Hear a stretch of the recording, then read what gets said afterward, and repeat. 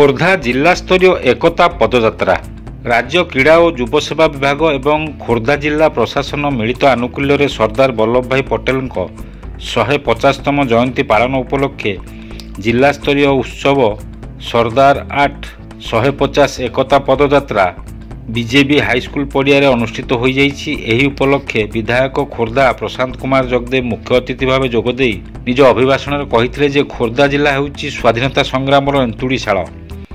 खोर्धार स्वाधीनता संग्रामी बक्सी जगबंधु जयी राजगुरु एवं कृतिवास पाटशाणी अवदान खोर्धा वीरमाटीर लढ़ुआ संग्राम समग्र भारतवर्ष को जुगान्तकारी अवदान रही। सरदार वल्लभ भाई पटेल 150तम जयंती वंदे मातरम स्लोगान कालजयी कृतित्व बंकिमचंद्र चट्टोपाध्याय 150तम पूर्ति पालन करा जाइछि। आम देश में स्वाधीनता संग्राम में जो महानिशी गाथा को स्मरण करी एक भारत विकसित भारत निर्माण को साकार करने आमे संकल्पबद्ध। सभापति भाषण में अतिरिक्त जिलापाल प्रताप चंद्र बेउरा कहिथिले जे भारतर विच्छिन्न भूखंड जोड़ी अखंड भारत निर्माण में सरदार वल्लभ भाई पटेल अवदान अतुलनीय।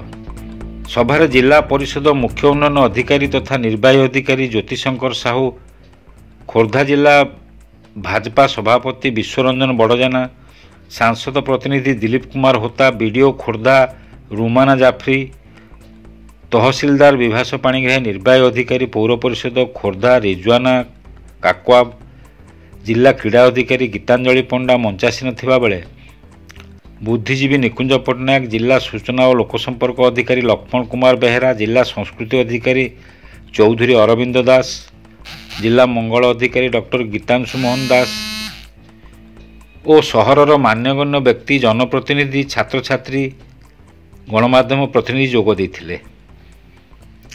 एहा परे विधायक खोर्धा प्रशांत कुमार जगदेव पताका देखाई पदयात्रार शुभारंभ करथिले। खोर्धारू हेमंत कुमार बेहेरा रिपोर्ट, खोला खबर टीवी।